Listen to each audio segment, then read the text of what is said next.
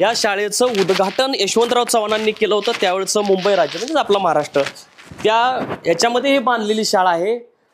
ह्या शाळेची सगळं जो काही इतिहास आहे तो मराठी मातीशी महाराष्ट्राशी निगडीत असा आहे आणि आमच्या शिवाजी महाराजांचं तिथं चेहरा विद्रूप केल्याचं काम आहे। तिथलं सिमेंट काढून तो चेहरा विद्रूप केलेला आहे। इकडे सुद्धा काही मान्यवरांचे चित्र आहेत।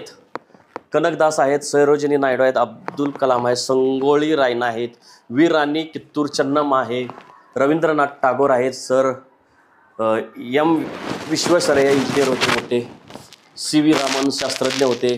खाली झाशीची राणी आहे। हे झाशीची राणी मराठीच आहेत परंतु त्या झाशीला म्हणजे तिकडे मध्य प्रदेशमध्ये होत्या। Madam Curie, Louis Pasteur, sir Alexander Fleming आणि ओनके ओबव्वा।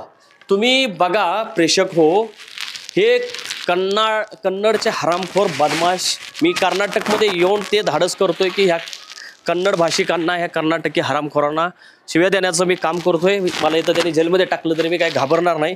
कुठल्याही फोटोचं कुठल्याही चित्राचं इथं विद्रूपीकरण केलं गेलं आहे। नेमकं शिवाजी महाराजांच्याच चित्राचं विद्रूपीकरण इथं केलेलं आहे।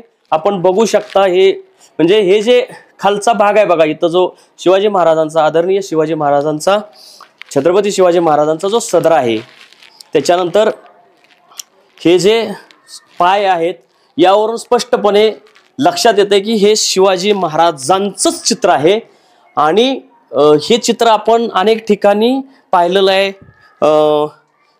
त्याच्यामुळं कुठल्याही मराठी माणसाला सांगण्याची गरज नाही की हे चित्र हे शिवाजी महाराजांचं आहे आणि त्यांचा जो चेहरा आहे तिथलं हे सिमेंट ओरबडण्याचं काम ह्या कर्नाटकी हरामखोरांनी नालायकांनी बदमाशांनी केलेलं आहे। यांना लाजा वाटल्या पाहिजेत।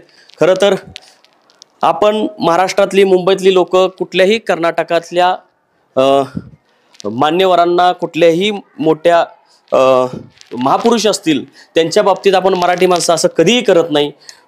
जो सीमावाद आहे, जो संयुक्त महाराष्ट्राची चळवळ आहे त्याच्यात अनेक जरी वाद असले मतभेद असले तरी सुद्धा म्हणजे ते वादाच्या ठिकाणी वाद चालावेत परंतु महापुरुषांचं हे सिमेंट म्हणजे विद्रूपीकरण करण्याचं कारण काय तर त्या कर्नाटक सरकारला लाज वाटली पाहिजे आणि आपले जे महाराष्ट्रातलं भाजप सरकार आहे यांनाही लाज वाटली पाहिजे।